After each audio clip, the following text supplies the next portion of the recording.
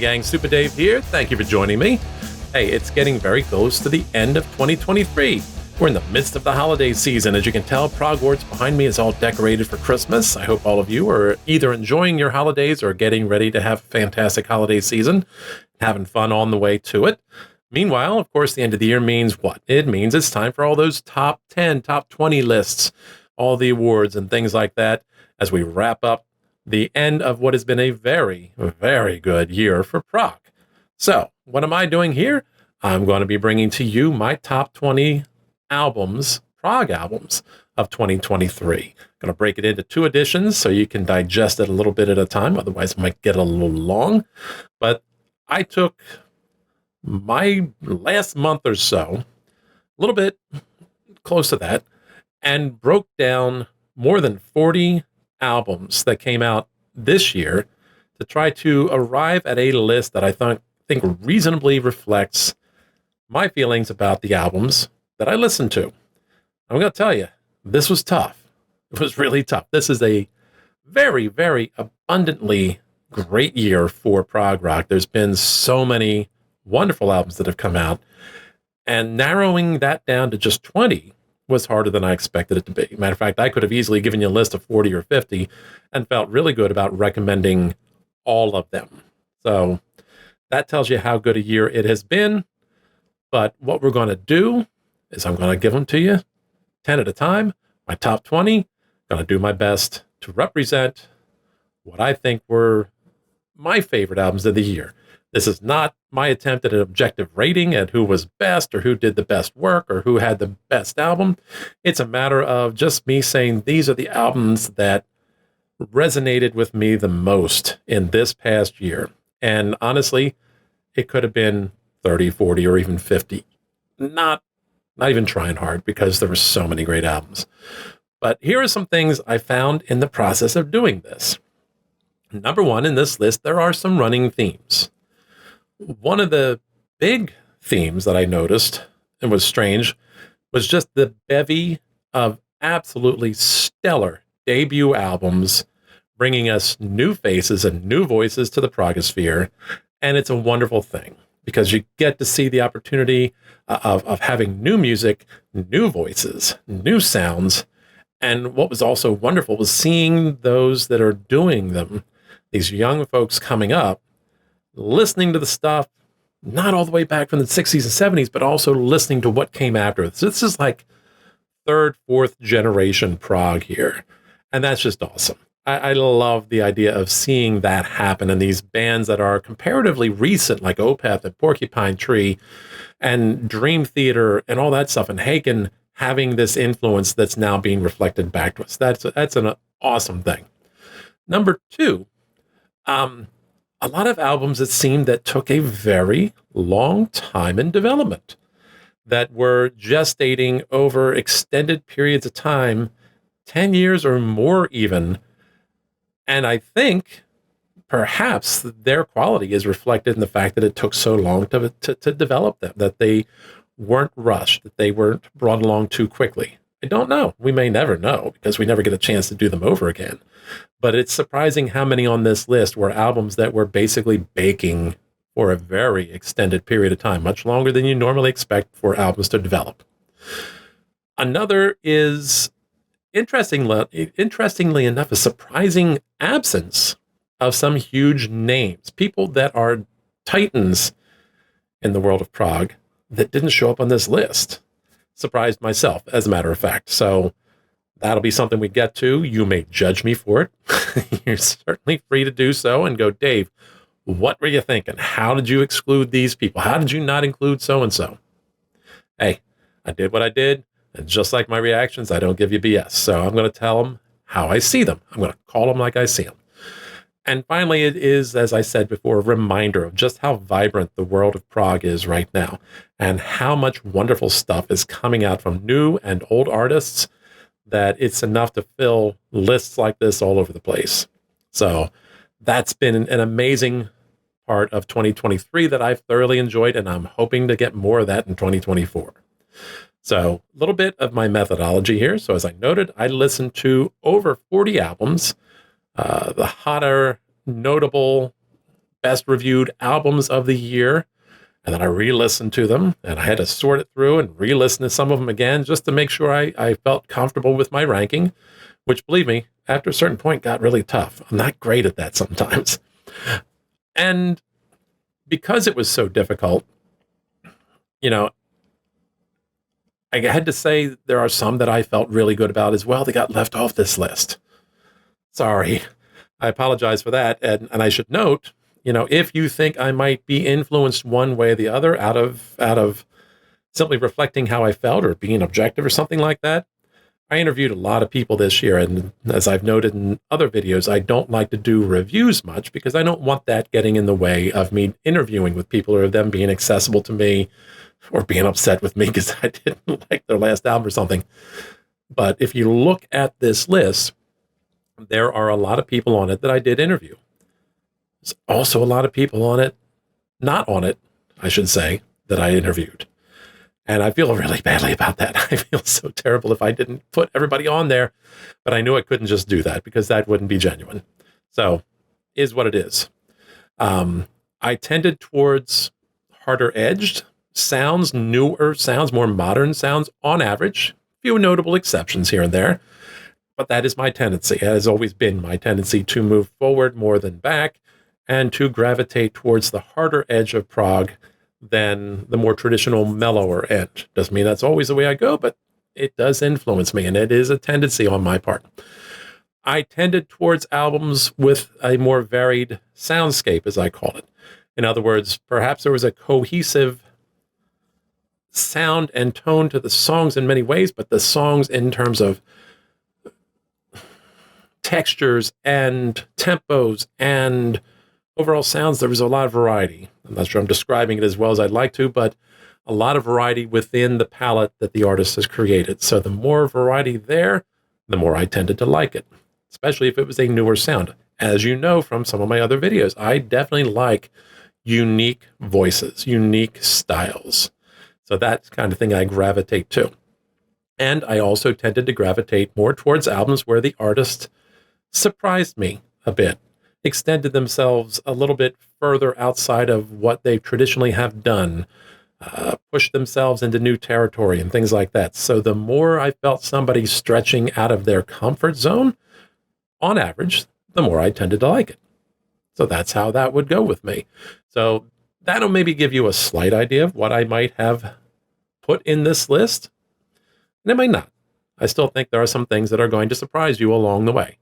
So, breaking this into two parts, this will be part one, and this is going to review albums number 20 through 11, as you can guess if you can do some basic math. So, follow along. All right, coming in at number 20, Subsignal, The Poetry of Rain. So, this is, and again, that common theme among a number of albums I've heard this year that I didn't mention was albums from bands that have been around for a while that I didn't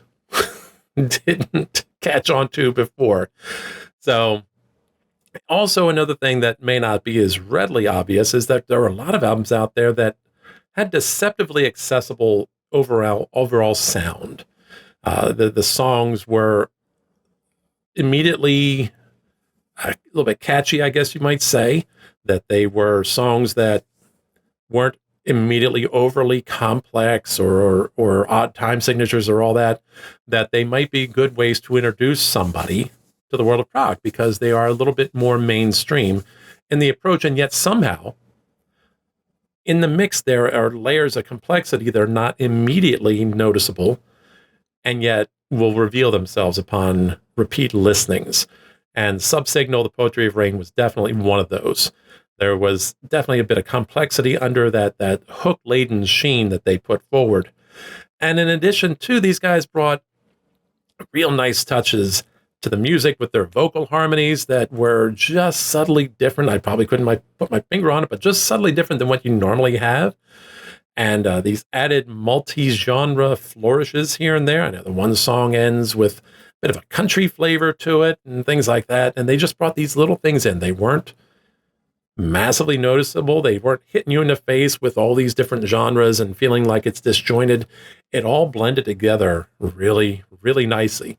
And so it's like music that was easy to catch on to on that first listen. And with this being their sixth studio album, you got to think these guys know what they're doing by now. But oddly enough, it was my first exposure to them. Somehow they have slipped under my radar, maybe because they're German and maybe not as well known in the US, and maybe because I hadn't been as deep into the world of prog in the last 5 more years than I have been in the 5 years since. So who knows? But it's definitely somebody that I've got to do some backtracking and go back and learn a little bit more about. They've got 5 other albums I need to go listen to, hopefully at some time in the near future if I can get to it. All right. So number 19, the Fusion Syndicate, Beautiful Horizon. So this one obviously runs against my tendency towards surprise me with something new, or my tendency for newer sounding music. And yet they did this in this glorious throwback to psychedelic, progressive jazz fusion from the 70s, with a tone of the 70s from both sound and execution. Wow. Like it was one of those things that came out of the blue and was completely unexpected on my part. And this one was put together and organized and produced by Billy Sherwood of Yes, and the Prog Collective, the Progressive Collective, Prog Collective. Yes. Didn't write it down. But it features a huge collection of some of the biggest stars of modern prog and jazz, including, just to name a few, Rick Wakeman of Yes fame, Steve Morse, Jordan Rudess, Gavin Harrison, Chester Thompson, Tony Kaye, Percy Jones, Billy Sheehan, of all people, interestingly enough, and someone whose name I've not seen in a very long time. I'm so happy to see pop up for the first time, at least in anything I've looked at, and that would be the one and only Mel Collins, which is fitting because for whatever reason this year, saxophone has seemed to have made a comeback in rock music, and I'm thrilled for it. There's almost a collection of songs I put together where sax has suddenly come back, and it was an element of modern music that seemed to have disappeared, at least the stuff I was listening to. And I would hear it more often when I was listening to my older music from the 80s or the 70s. So it was very cool to hear Mel Collins back in action. I wondered if he was still playing, so very cool. So I just didn't expect to so thoroughly enjoy or even find out of the blue this instrumental prog jazz fusion album with so much 70s style oozing out of it. But there you go. It's right there. And it's just a very cool, groovy, yep, I said groovy thing. And hey, if you dig that, as a bonus, they released 2 albums this year. There's a second one. So there is plenty of that where the rest came from. And that was their second and third album. So very cool there. Very cool. Next, at number 18, is the Chronicles of Father Robin, the Songs and Tales of Eroea. I don't know if I'm pronouncing that right. The Songs and Tales of Eroea, Book 1. So this one, if you've heard it, recognize immediately too that this is the second very consciously throwback sounding album on my list this year. They came out of nowhere for me. I just all of a sudden they were there and I noticed them and I checked it out. So as it turns out, this band are a bunch of guys from various Nordic bands, including Wobbler and Tusmorka, Giorgio. Dude, I don't know how to pronounce any of this stuff. And the Samuel Jackson 5. Easily the most Nordic sounding name of a band you've ever heard, right? I thought so. Anyway, they got together, these guys, approximately 30 years ago, 93, I believe it was, and have, honest to God, been working on this debut triple album for 30 years. Part 3 comes out in February. This was, of course, part 1, book 1, I'm mentioning. Book 2 came out shortly after this one did, very close together, and Book 3 in February. So what you've got here, these guys who basically blended together a whole bunch of sounds and influences from late 60s, early 70s, prog and rock. And there's some subtle modern flourishes throughout, but for the most part, it really kind of stays in that realm, digging up sounds like early Moody Blues and Jethro Tull and Yes and King Crimson and ELP and all the greats without necessarily sounding like any one of them, but you can certainly hear the DNA in it. And, there are little bits here and there in this time capsule that speak to a more modern sensibility, but those are kept really subtle. A bit of hard rock flourishes here and there. Book 2 does tend to drift a little bit more towards the folkier side. So depending on whether you like a little bit of the modern stuff, it's not heavy though. It's just enough to be noticeable. But what a cool album. What a cool find this was in this long, extended conceptual story. And they've been working on this for 30 years. Now, when I talked about albums that took a long time to gestate, I don't know that you can take much longer than that. That's impressive. I think that's got to be a record of some sort. All right, so a couple albums there where we're talking about those throwback sounds. And now we're going to move completely in the opposite direction of that, because the next one at number 17 is Teic. At least I think that's how it's pronounced. Could be Teic. I'm going with Teic. Terror Management Theory. This is a banger. This is a banger of an album. Decidedly not throwback. This is exceedingly modern sounding, electronic influenced metal edge. Not quite metal, but really close enough there to qualify in my book. And it's bringing together former Haken keyboardist Diego Tejeda, Neil Morse band guitarist Eric Gillette, as well as Simon Sanders, and vocalist Frederick Klemp. Very impressive debut from them. Hard-edged, melodic. The electronic and keyboard flourishes are very upfront, but really upfront as just the soaring vocals and the rhythmic dynamism, if I can use that word. I'm surprised I said it on one take. It really grabbed me from the start.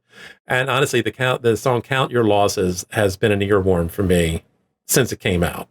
So that to me was evidence of a band that really came out charging, and just really a great collection of songs that grab you from the start with the melodicism and the rhythm, just very heavy in the bass and the drums.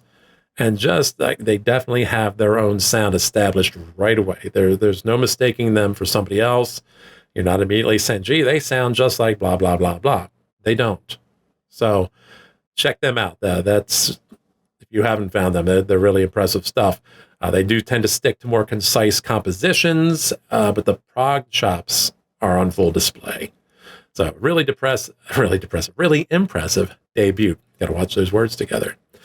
All right, coming in at number 16, a band out of Australia called Unitopia. The album is Seven Chambers. So there are two gentlemen in this band that are the linking cartilage, so to speak, between this band and another Australian prog band, Southern Empire. Both of them released albums this year, which made it kind of tough to choose because they're both really, really strong albums, and both of them could have both easily fit into my top 20. Spoilers, both did not. So this one, really, of the two, for me, I think just clicked a little bit better in a sense of a little bit greater cohesion in the musical composition and styles on display. But also, I think, they're just as ambitious with orchestral strings and a choir and all that, but they leaned a little bit more towards the hard edge. That's where it grabs me. And great vocal harmonies, just nice. Again, those songs that can grab you immediately, and yet the complexity is still there. And repeat listening just brings out the depth in the music, so that the more you hear it, the more you have to find. So that's really very cool, and I like that. That's always the kind of thing that's appealed to me. They really do also show off their epic prog chops with the final track, which I think is like 19 minutes long, called The Uncertain. So they're epic, sprawling, everything in there. They go all out. Very cool album. Harder to find because I did not find it on streaming. I had to dig it up elsewhere. Why that is, I don't know. All right, coming in, number 15, Galahad, The Long Goodbye. So these guys are long-timers from England. This is their 12th studio album, and I have to admit, it's my first time hearing them. They've kind of been on the periphery of my awareness for a long time because the name sounds familiar, but I have a feeling overall it's been one of those things where I've heard the band mentioned in passing, and it was quickly forgotten afterwards because I didn't hear the music, I didn't get anything. It just were a list of bands, perhaps, that were neo-prog bands that originated in the 80s after the initial wave had ended. You thought it was all done, and then bands like Marillion and IQ and Galahad started showing up. So they were kind of the second wave. So I've got more catching up to do because this is definitely a really, really good album. And it focuses on thematically the ravages of age, basically getting older and what it does to the mind and body, particularly the mind. And it's got a full-on kind of 80s throwback feel in the sounds of the instruments and the textures and the arrangements. And yet at the same time, there's these modern flourishes and particularly a heavy influence of electronic that you wouldn't necessarily expect with all of that, because at times they bring to mind early 80s Saga or It Bites with the music. And yet there's still that modern sound. And there's also some really great vocals in this. You know, the harmonies and the primary vocals are just really, really good. If you also pay attention, you just might catch a Peter Gabriel Easter egg in the midst of one of those songs there, which was pretty cool there. So, hey, I'm happy as a clam. I've got another neo-prog band I can explore who've got a fairly extensive back catalog that I got to catch up on. So there we go. So we're halfway there in the first half of the top 20. Now we get to somebody a bit more familiar to Bleeding Edge interviews, and that would be the one and only Jason Bieler and the Baron von Bielski Orchestra with Postcards from the Asylum. So, I mean, honestly, in the last couple of years, there are a few surprises bigger, I think, than the arrival of former Saigon Kick guitarist Jason Bieler into the very open and welcoming arms of the Progosphere community. Who might have thought that? His debut under the moniker of Jason Bieler with the Baron von Bielski Orchestra with songs for the Apocalypse absolutely established and introduced us to his wildly inventive and quirky style, along with the bevy of prog heavyweights, prog and metal and rock heavyweights he brought into that album as guest performers. And this follow-up absolutely continues that level of quality that we saw in the debut. Matter of fact, it probably expands his creative palette even beyond what he did that first go-around. In many ways, this one is almost more inventive, more varied in tone and song compositions, going from hard rock anthems to odd time signature, oddball compositions, to acoustic ballad, to haunting and cryptic mysticism. This album can pretty much tickle all the spots in one sitting, and it just goes and goes and goes. All of them have the gorgeous signature vocal harmonies that Jason has on display, and really this year few albums have presented, from my ears, such a wide variety of sounds and styles in one package as this one has. I think Jason himself is on the edge of becoming a prog heavyweight himself if he keeps producing music of this quality. So kudos there. Coming in at number 13, a late entry that, again, a band that had been under my radar a little bit, but there's probably a reason why. As I mentioned, my getting into the prog stuff heavily and really expanding beyond a core set of groups really happened in the last 3 to 5 years. So the reason why I might have missed this one is easy to explain. Number 13 is Moon Safari with Himmelbacken Volume 2. I almost certainly have mangled that title. Forgive me. Sorry. That's what I'm going with. I did not Google the pronunciation. Failure on my part. So the reason why I could have easily overlooked these guys is the fact that they're Swedish. So obviously they're not as big in the US as they probably are in Europe. The US is a little prog dry, let's admit. But it's been 10 years between their fourth album, which was part 1, volume 1 of apparently a 2-parter, and this one, volume 2. So 10 years. I got into things heavily 5 years. Look how I missed them. So again, another one of those albums that was long in development. I don't know that if there's going to be a volume 3, but based on the fact that the final song on this album is called Epilogue, suggests to me that no, there won't be. So they have wrapped up this particular story for the time being. So yeah, they managed to fly under my radar until this year, but what a cool thing, because in some ways what I hear with them reminds me of Galahad, although I presume these guys are a good bit younger based on their active years, and they didn't start in the 80s, they started in the early 2000s. You can hear that influence of 80s era prog and neo-prog in what they're doing, but they throw in some symphonic aspects of it, along with some gorgeous vocal harmonies, 5-part vocal harmonies, a lot of them, which is mind-boggling there, and it's really, really impressive. And that, who knew that this was going to sneak in my top 20 before the year was over, but it's a word I can think to describe this one that goes well with another album that'll be in the second half video in my top 10 is ebullient. This is just, to me, a joyful, happy album. This is exceedingly upbeat.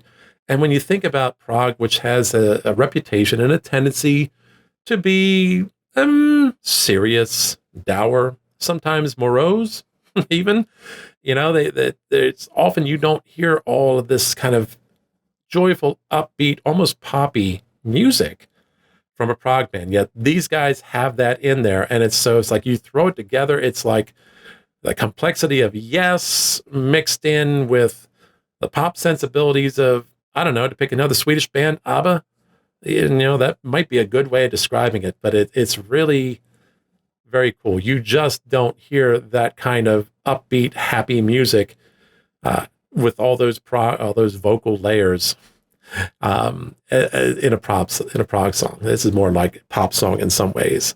So that is really very cool and a great discovery. So I look forward to looking into their back catalog a bit as well. Coming in at number 12, perhaps a little surprise for some folks, Steven Wilson, The Harmony Codex. All right, so if you're here, you're watching this, it's probably no surprise at all that an album from Steven would land on most, if not all, the top album lists for this year. There are a few figures out there in the prog sphere who are as revered and influential as Steven Wilson, with or without Porcupine Tree. This guy is, as I've described at times, one of the 4 pillars of modern prog. Anytime he or Porcupine Tree release an album, solo or together, is an event. It's looked forward to. It's an event. It's a big deal. People are talking about it. People are anticipating it. So that's the thing. And this one is honestly no exception. This is where his background in engineering and recording really, really shines through throughout the whole album. This is a pristine and remarkable audio experience throughout the album. It really is. I've actually come to view this album in a way similar to what I had viewed Robert Plant's Fate of Nations at the time. So we can just briefly go back 30 years. But at that time, I remember looking at it as this is Robert in his solo career, everything coming together in a culmination of something that was whole and exclusive of itself, but yet somehow brought all those things together in just something lush and remarkably lush and could stand on its own, even above the others. Maybe it wouldn't have had the hit songs that the others did. Maybe it wasn't as easily catchy, but there was just some gorgeous stuff that went on Fate of Nations. before he decided to start digging back more into his folk roots. So it was this album, too, that seemed to me like this was the culmination of everything Stephen had done and has done as a solo artist. And it brought together all these divergent elements that were scattered across his various albums into one thing that felt seamless and didn't feel like some sort of Frankenstein's monster, but felt like they were meant to be together as they are. And there's the electronic and kind of pop and the programmy kind of stuff going on, but acoustic guitars and, you know, the lush vocal harmonies and the combination with him and Nina. I'm not even going to try and say her name because I know I've forgotten exactly what it is and I'm going to screw it up. So rather than mangle it, you know who I'm talking about. She always does stuff with him. So it really is a very, very impressive album. Is it perfect? No, it is not a perfect album. Otherwise, it probably would be much higher ranked than this for me.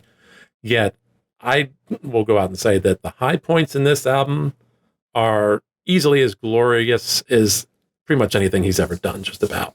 Close to it. The high points are high points indeed. And that's what made this album such a special one for me, even though it wasn't necessarily everything I might have wanted it to be. And finally, to wrap up this half of the list, one that might come as a surprise based on what I've said so far, but number 11, Noobliviscaris, Exul. Yep, Dave went the death metal, the progressive death metal route on this one as we wrap up the first half of the top 20. This is one of those albums where I talk about the idea that successive listens reward. This one has become more enjoyable for me with every go around, every successive listen. And it just, the roiling, pounding riffs and the drums, and that paired together with the quieter acoustics, you know, sections of the song, just almost in perfect measure. They complement one another so nicely, as does the shifting between the harsh and the clean vocals.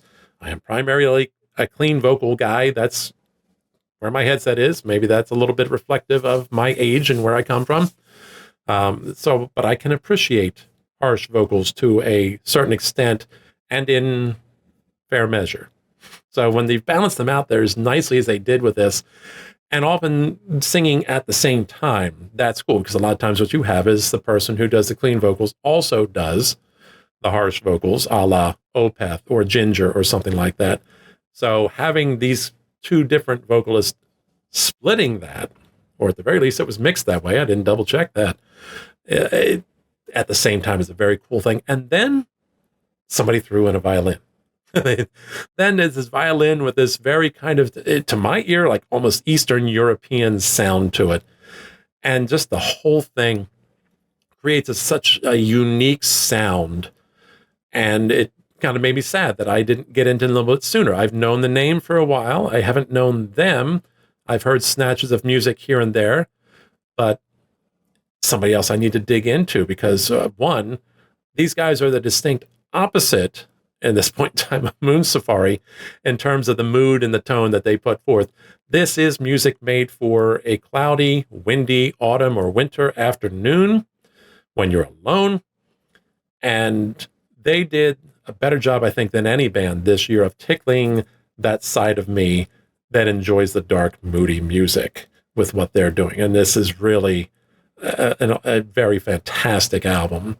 And it's definitely probably the hardest thing I've got on this list, but it's so cool. I just really dig it. I'm very glad I found them.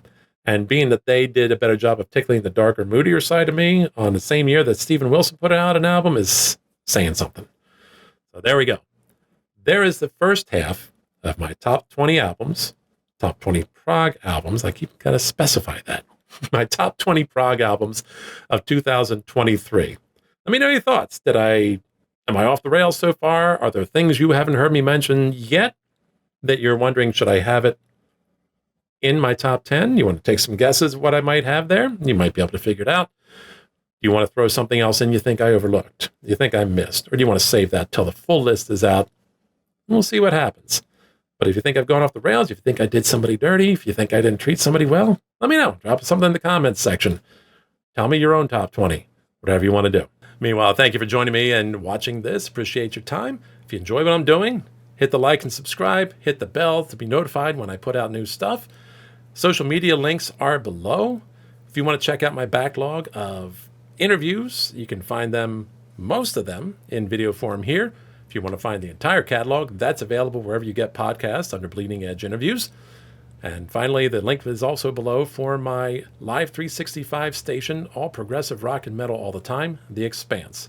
If you want to check out some of the music we just talked about, or you want to learn more about that, check it out. I think you might enjoy it.